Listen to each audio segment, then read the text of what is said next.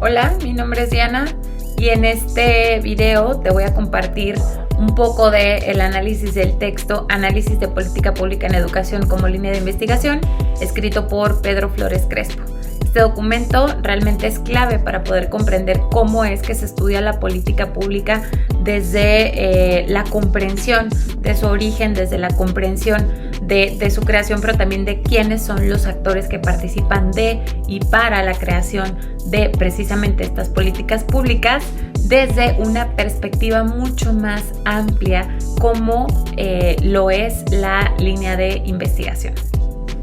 Es importante precisar que en este documento la idea central del autor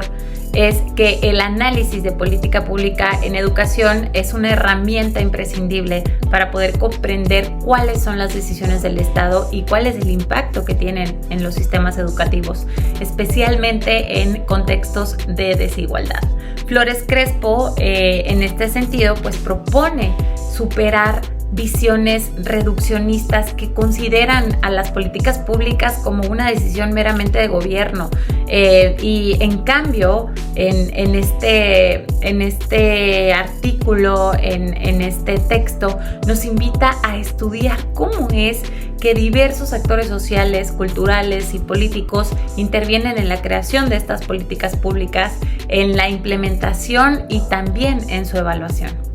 Para poder tener un panorama mucho más amplio de este tema es importante precisar desde la perspectiva de Flores Crespo qué es una política pública. Según el autor, la política pública no es únicamente una decisión o un programa gubernamental como comúnmente podemos llegar a pensarlo en el momento en el que escuchamos política pública y sabemos que quienes generan este impacto social o que quienes promueven este impacto de las políticas públicas pues es precisamente el gobierno. En un curso de acciones implícitas y explícitas es que surge, sí, desde el gobierno, lo que es la propuesta para una política pública, para poder implementarla, para poder construirla, pero se construye o se crea continuamente, no únicamente por parte del gobierno, sino por múltiples actores, tanto sociales como políticos, con el propósito de alcanzar fines en común. En este sentido, Flores Crespo adopta en su material, pues sí, una definición que integra tanto lo normativo como lo técnico y lo participativo, y considera también que lo público debe implicar sí o sí una participación de todos los sectores de la sociedad. Ahora, en el anexo 2 de este material, el autor explica varios enfoques para poder analizar la política pública. Uno de ellos es el modelo por etapas, que este modelo, su característica es que es lineal y simplista, es decir, se realiza un diagnóstico, se hace un diseño de una política pública, se implementa y se evalúa. Este modelo por etapas realmente podría decirse que no refleja una complejidad procesal, simplemente lleva un proceso lineal, una acción tras de otra. Otro de los enfoques es el enfoque de redes, que considera a la interacción entre diversos actores y organizaciones, es decir, que se considera la interacción entre gobierno, entre sindicatos y entre diferentes sectores de la sociedad, así como empresas también. El tercero sería una teoría de juegos y racionalidad limitada que examina cómo es que las decisiones, por ejemplo, se toman en condiciones, pues sí, de incertidumbre y con algunos recursos limitados. Existe también esta parte de la gobernanza que resalta cuál es la importancia de poder incluir múltiples niveles y actores en la formulación de políticas con responsabilidad. Y por último, el análisis de niveles, tanto macro, meso y micro, que permita observar cómo es que se deciden, se implementan y también se reciben las políticas en diferentes capas del sistema educativo. En este sentido, estos enfoques no son meramente teóricos. Es muy importante precisar que tienen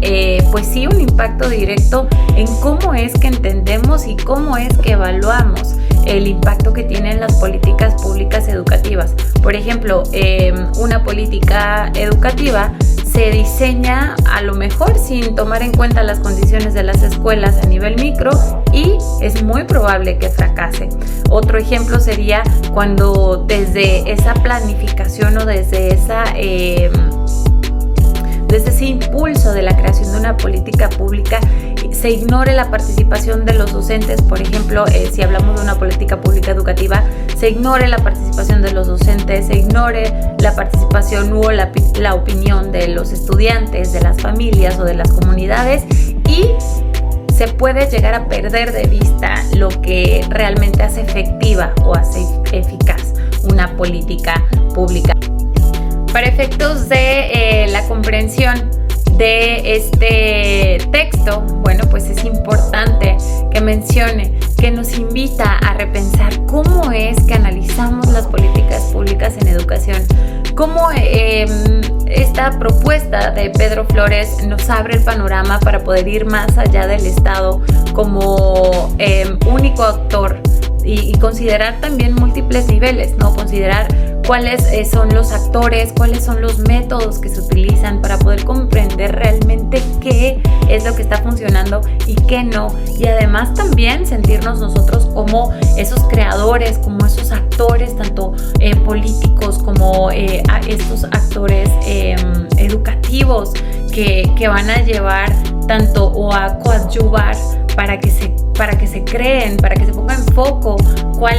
qué es la necesidad que se debe de atender para poder proponer acciones para estas políticas públicas, para proponernos también evaluar que sí, que no está funcionando para poder atender esta necesidad.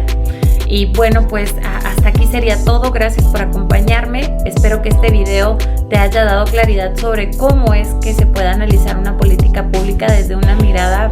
pues sí, mucho más crítica, tal vez interdisciplinaria y, por qué no, fundamentalmente educativa.